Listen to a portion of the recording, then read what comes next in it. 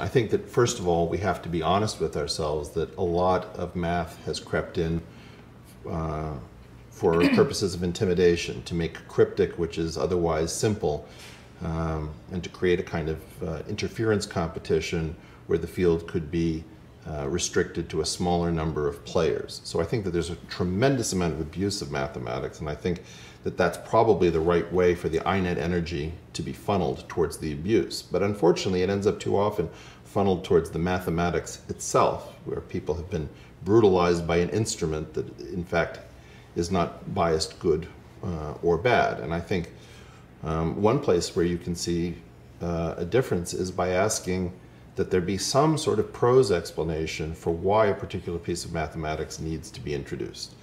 So off the top of my head, one of the things that bothers me most is that economists have all sorts of data typing problems. We call things by scalars that are actually fields. No one would accept the idea that the temperature in America yesterday was 70 degrees, because we know we have Alaska, Hawaii, Florida, and Maine, which are all likely to have different temperatures. But too often, we're willing to say the rate of inflation is X, or growth was Y in some particular quarter.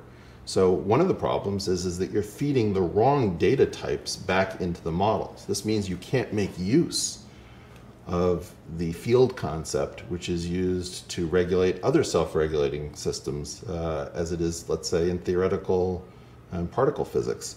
So one candidate would be, why is it that we've accepted that these models are prejudiced from inception to deliver certain kinds of conclusions?